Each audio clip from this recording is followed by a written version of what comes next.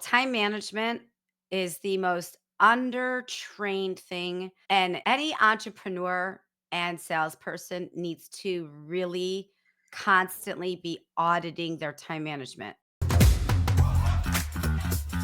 Yeah, yeah, yeah, yeah. Going there. Let's go. Let's go.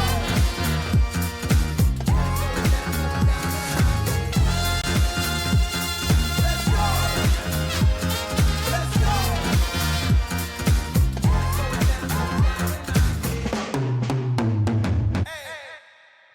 Welcome back to another mini. We're live in effect.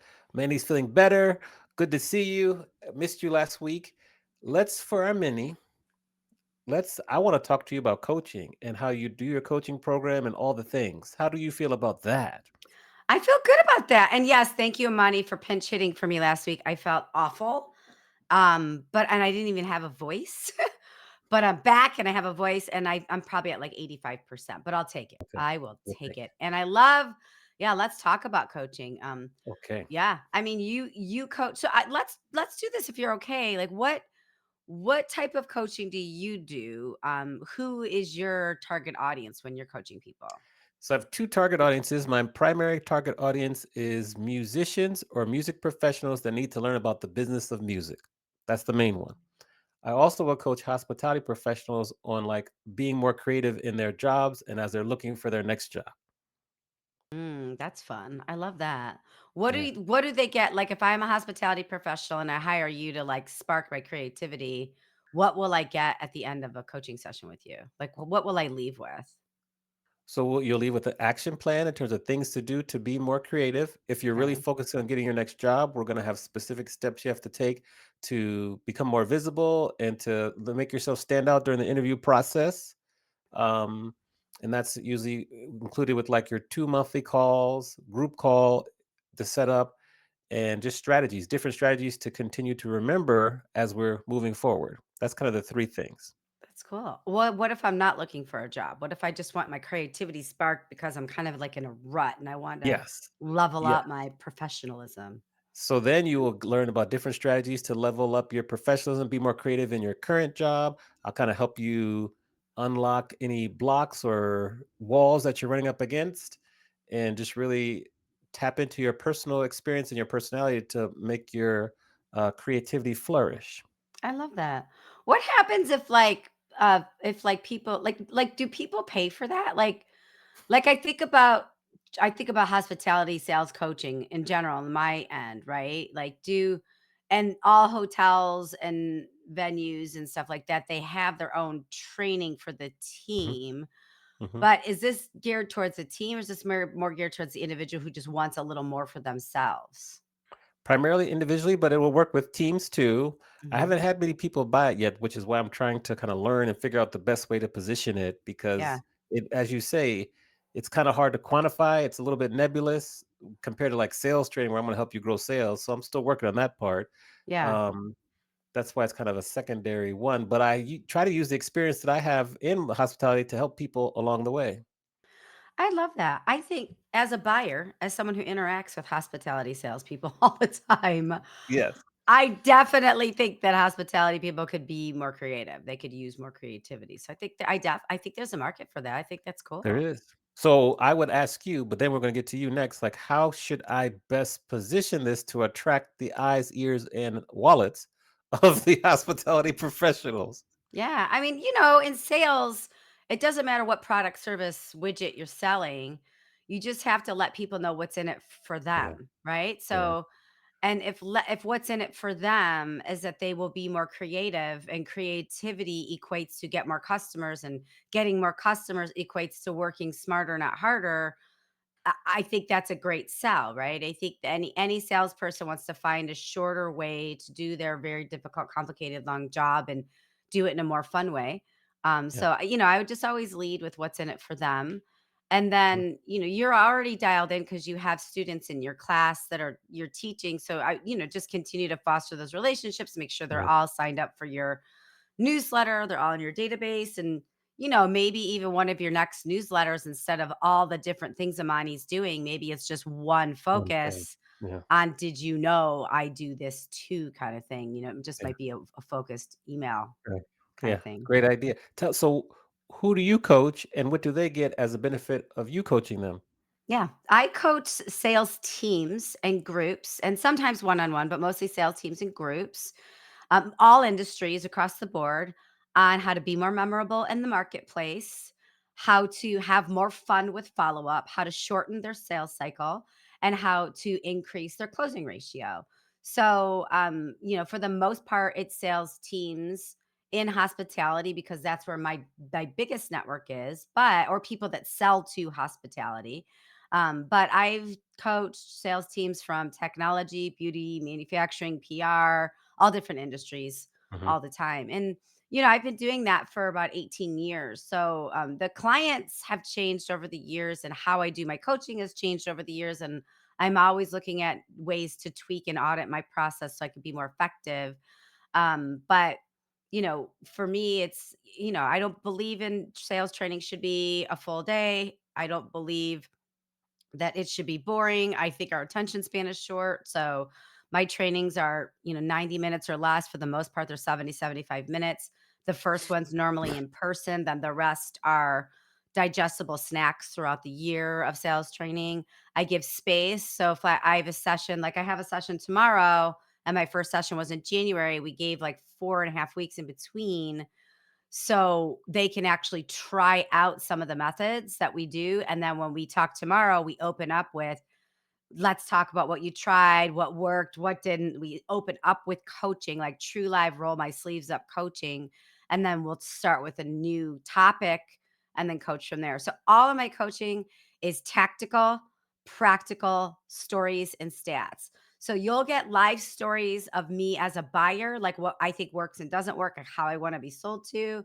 You'll get live stories of me, being a salesperson in the field, statistics, Google statistics, Salesforce statistics, HubSpot, the statistics across the board that actually fuel the content. And then there's live coaching in between. So I always pause in between each and just ask, what's coming up for you when you hear this? What might you try? What petrifies you about that? And Mhm. it's very, very, very interactive, because I used to be a salesperson who would sit in all day trainings and want to fall asleep. And I can't do that to my Yeah. brethren, my sales brethren. And most sales sessions are 4 to 6 pack, and I'm with a team for a year. And I go in a specific order.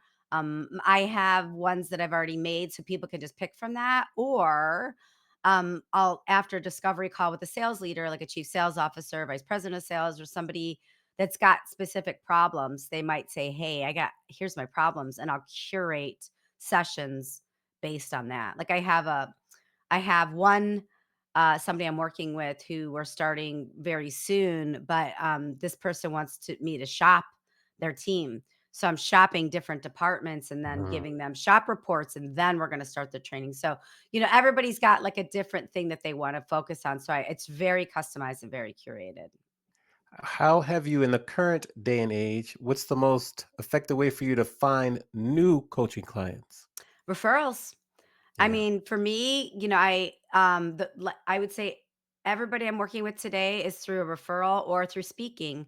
So the person tomorrow, for example, the team I'm talking to tomorrow, she and I actually met through a different business, and then we, interacted over the years. And she saw me speak at IMAX and came up to me after and said, "Hey, I need you to, help my team."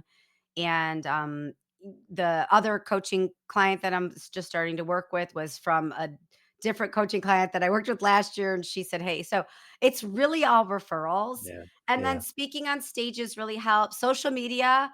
I'm very active on TikTok and very active on Instagram. And I'm very open about what I think salespeople's problems are. And a lot of people will come to me and say, "Hey, I want you to help my sales team," because of just being Mm. on social media. And then obviously when I'm interacting with hotels through my other business, it's glaring to me what sales teams need help and Mhm. what don't. And I'll reach out to a sales leader and be like, "Hey, you may not know this, but this is something that I do, and here's why I think your team might need help. And if you want my help, cool. And if not, that's okay too. But if your team gets help, it makes my job easier. So if you don't use me, Amen. use somebody kind of thing. So Yeah. I reach out, I get referrals, and then from speaking on stages All and right. And then social media. what would be, if you could quickly tell us, like, what's the most common area of growth that you've seen that sales teams need to work on? I mean, there's so many. Pick your I top three. I know. I think there's a couple. Time management is the most undertrained thing, and salespeople, any entrepreneur and salesperson needs to really constantly be auditing their time management. How you manage your emails, how you manage your morning, are you making time to educate yourself? Are you scheduling time to be engaging on LinkedIn? Are you scheduling time to ask for testimonials? Are you scheduling time to give testimonials? Like all of these things go into your value in the marketplace. And um, a lot of people don't do that. A lot of salespeople just sit down at their computer and they just start going through emails. And then before you know it, it's the end of their day and they haven't prospected. They haven't done any account management. They haven't called any of their top customers. They haven't done the contracts they're supposed to do. And they have like 3 proposals left. So time management is really, really critical. What's in your wingspan? How is your office set up? Like I'm looking at my office right now. Do you have cheat sheets? Do you have scripts? Do you have what you need to get your job done successfully? And then, obviously prospecting, networking, it depends on the age range. If you're Gen Z, I do a lot of networking, how to crash a circle, how to talk face to face. If you are Gen X, baby boomer, veteran, or millennial, I do a lot of how to shorten your sales cycle and how to increase your closing ratio because we millennials and up tend to be time wasters, not on purpose, but like we're still learning how to be better time with our time. And then Gen Zers, their big Achilles heel is how to start a conversation, how to guide a customer through a sales process. Like my husband and I are going through renovation right now, and every single person we have worked with in our construction process, they're terrible at guiding customers to a decision. And every time at the end, I tell Scooter, I'm like, if that guy would have said this or did this, we literally would have dumped thousands of dollars on this guy's lap right here. All he had to do was do this, this, or this. So I just think learning that fine art of guiding a customer to a decision, not tricking them, but Yeah. just educating them and helping them be more efficient with their decision making process, I think is a problem across all generations. I would like, with your permission, to have a Mhm. part 2 of this conversation because Yeah. I have a feeling there's like 4 or 5 additional questions that we could ask that you're sparking. But this has Mhm. been very valuable, and I definitely Cool. think we should have a part 2 of this maybe next week. Let's do it. I'm down. I'll be Okay. here. Same sandbox. Same sandbox, same time. Yeah. Send us some questions you have about coaching. If you are curious, if you have your own coaching business, you're looking to grow, or you maybe are looking for a coach, call Mandy. And Call then Amani, call both yes, of us. call And if both we of can't us. help you, we have such Oh a yeah, network of coaches for anything you're yeah, thinking about, really. Just let yes. us know. We can help. So thanks for watching and listening. Make sure to rate, review the mini podcast or video live stream on the platform that you're watching or listening on. And with that, we will see you next week. See you next week. Bye. Bye. Thank you for tuning in to Adventures in Business. Don't forget to rate and review our podcast on the platform that you're currently listening it on. And don't forget to share it with your friends and anybody that might be as much of the business nerds as Amani and I are. See you next time for another captivating interview.